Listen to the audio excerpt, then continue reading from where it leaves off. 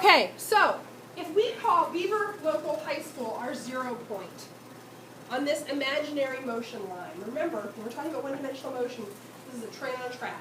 We're not recognizing sideways or up or down, we're just talking about back and forth.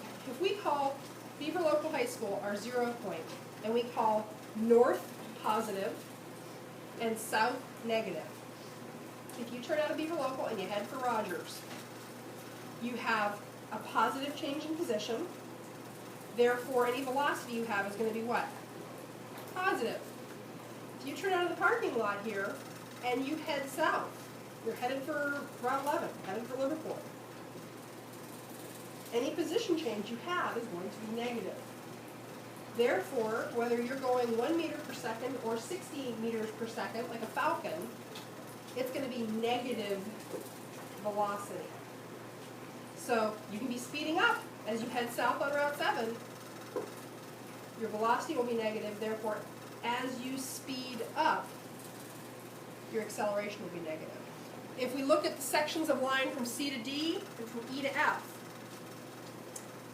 is the acceleration positive or negative? It's negative. The slope of that line segment is negative. Now, from C to D, is the object slowing down or speeding up? Slowing down, because at D we hit 0 velocity. From E to F, is it slowing down or speeding up? Speeding up, because our velocity is moving away from 0. All right. This is the weird part. Okay. So, when we talk about constant acceleration, we're going to make some assumptions. Now, you noticed with your marble in the track when you did your lab that your little tape marks got further and further apart, didn't they? They should have. If you had an infinitely long track, so if we could magically wave our hand and that track was 100 meters long, you had a nice steady slope, what would continue to happen to those tape marks? It'd continue to get further apart. So as the velocity changes, the change in position for each unit of time is going to increase. You're going to travel further in that same unit of time. And you can think about this getting in your car and heading in a positive direction on Route 7, heading up to the sale on a Friday. As you speed up in that same 1 second interval, you're going to cover more ground. That's easy. Now, we're going to have a lot of fun with algebra today. This is a lot of fun with algebra. This is more fun with algebra than should be legal. You know this. Average velocity is equal to the change in position over the change in time. This is easy. I could wake you up at 2 in the morning, shake you awake. Hayden, what's average velocity equal? And you'd know it.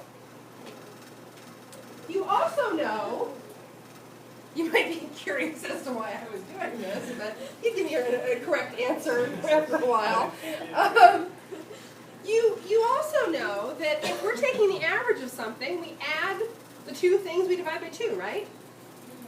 If we're getting a dead average, just a mathematical average, so average velocity is also equal to VI plus VF divided by 2. Okay, you can accept this, right?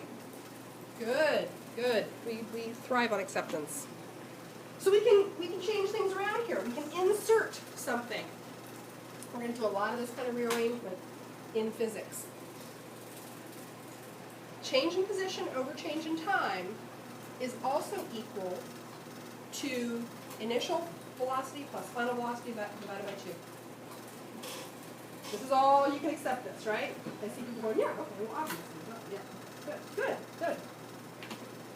So, solve that for displacement.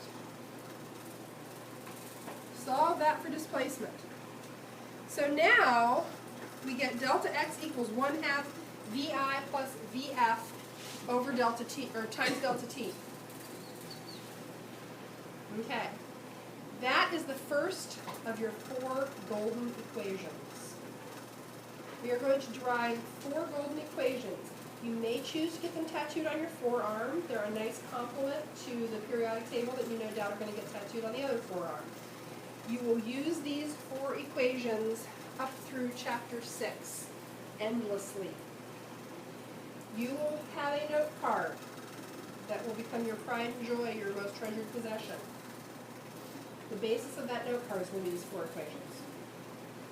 So that's the first one right there. Delta x equals 1/2 vi plus vf delta t. Okay, now let's look at page 53, and we're going to do some problems involving that equation.